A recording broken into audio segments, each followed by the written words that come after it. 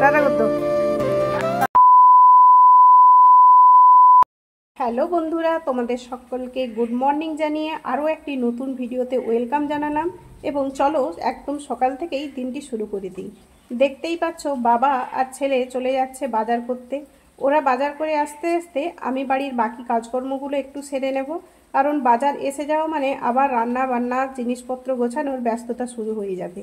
কিছুক্ষণের মধ্যেই ওরা কিন্তু বাজার করে চলে এসছে। এই যে দেখতেই পেলে আলু পেঁয়াজ আর বাকি যা সমস্ত কিছু গ্রোসারির জিনিসপত্র দরকার ছিল সেগুলোও নিয়ে চলে এসছে।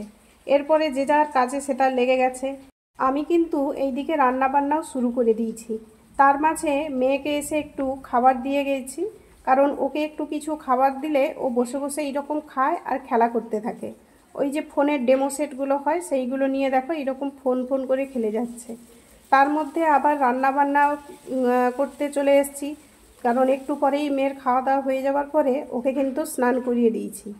আর রান্নাবান্না করছি একদিকে, তোমাদের দাদাভাইও কিছু কাজকর্ম করে যাচ্ছে, ছেলেও স্নান টান করে পুজো করে নিচ্ছে।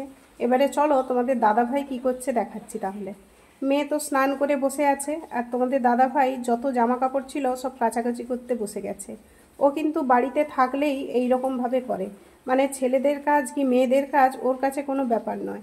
আজকে যেহেতু সারাটা দিন বিভিন্ন ব্যস্ততার মধ্যে কাটবে, তাই তোমাদের দাদাভাইও যতটা পারছে আমাকে হেল্প করে যাচ্ছে। দেখো জামা কাপড় কাচাকাচি করে ধোয়াও হয়ে গেছে, ছাদে চলে যাচ্ছে মেলার জন্য। আর আমার এইদিকে রান্না বান্না প্রায় শেষের পথে। বেগুন দিয়ে একটু মাছের ঝোল বানিয়েছি, মোটামুটি রান্না আমার কমপ্লিট হয়ে গেছে। আজকে মেনুতে ছিল করলা আলু সেদ্ধ আর পেঁপে ভাজা, ডাল আর ওই মাছের ঝোল। তাই তোমাদের দাদাভাই বলছে তুমি ওই দিকে খাওয়া রেডি করতে করতে আমাকে দাও, আমি করলা আর আলু ভাতেটা মেখে দিচ্ছি। তো ওই দিকে তোমাদের দাদাভাইও যতক্ষণ ওটা মাখাচ্ছে, আর আমি এই দিকে মোটামুটি সবার জন্য থালাতে ভাত বেড়ে নিচ্ছি। দুপুরে খাওয়ার পরে একদম বিকেলবেলা তোমাদের সঙ্গে দেখা হচ্ছে।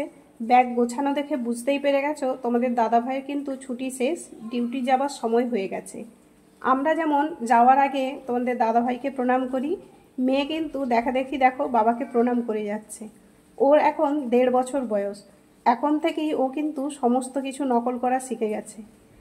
মেয়ে হওয়ার সময় তোমাদের দাদাভাই অনেক দিনের ছুটিতে ছিল, কিন্তু তখন মেয়ের তো বাবা মা মানে কি জিনিস বোঝার মতো ক্ষমতা তৈরি হয়নি, ফলে আন্তরিক টানটা তো দূরেরই কথা। ও যে কি বুঝে বাবাকে প্রণাম করে নিল, তারপরে বাবার চোখ মুখের অবস্থা দেখো। এই জায়গায় যে কেউ থাকলে সত্যি তার ভেতরটা যে কি হয় সে ছাড়া আর কেউ মানে বলে বোঝাতে পারবে না। তোমাদের দাদা ভাইয়ের চোখ মুখ দেখেই বুঝতে পেরে গেছো যে মানসিক অবস্থাটা এখন কি পর্যায়ে আছে। তোমরা লক্ষ্য করেছো হয়তো, যখন আলু সেদ্ধ মাখাচ্ছিল তখন থেকেই কিন্তু তোমাদের দাদা ভাইয়ের চোখ মুখের অবস্থা সম্পূর্ণ পাল্টে গেছে। মানে আমাদের প্রত্যেকেরই মন মেজাজ খুব একটা ভালো নেই। যারা কাজের সূত্রে বাইরে থাকে, পরে যখন বাড়ি এসে ছুটিগুলো কাটিয়ে যায়, তারপরে যখন আবার সেই ছুটি শেষ হয়ে চলে যায়, তখন সেই আনন্দের মুহূর্তগুলো মনে হয়, আর খুব সবারই মন খারাপ হয়, কষ্ট হয়। আর এইটুকুটুকু ছোট বাচ্চারা, এদের তো আরও মন খারাপ হবে, কারণ ওরা যখন এতদিন বাবাকে পেয়েছিল তারপরে আবার ছেড়ে থাকতে হবে। তো যাই হোক, এরপরে কি অবস্থাটা হয় দেখো তোমরা।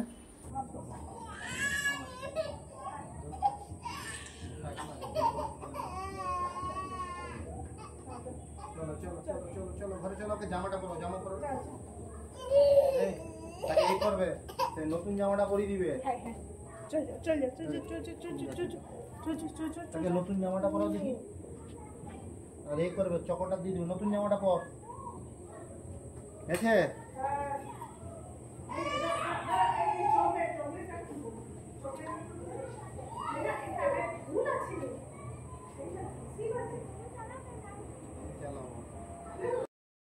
দেখতে পেলে তো কি পরিমাণ কষ্ট এইটুকু ছোট্ট বাচ্চা মেয়েটা। বিয়ের প্রথম প্রথম একা যখন থাকতাম, তোমাদের দাদাভাই চলে গেলে তখন আমার খুব কষ্ট হতো।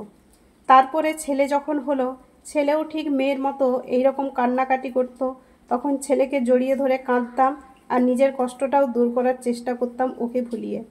তারপরে ছেলে তো এখন বড় হয়ে যাওয়ার জন্য বাবার সঙ্গেই কিছুটা সাইকেল নিয়ে এগিয়ে যায়, যেহেতু বাজারের কাছাকাছি আমাদের বাড়ি, তাই বাজারের কাছাকাছি একটু বাবার সঙ্গে যায়, আর বাবা একটু চকলেট বা মিষ্টি কিছু কিনে দেয়, ও ভুলে চলে আসে।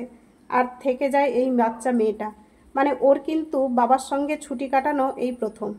মায়ের সঙ্গে সন্ধেবেলা কথা হওয়ার সময় মাকে পরিস্থিতি জানিয়েছিলাম, তারপরে সন্ধেবেলা কি অবস্থা হলো দেখো। টাটা করে দাও, টাটা করে দাও, বাই করে দাও।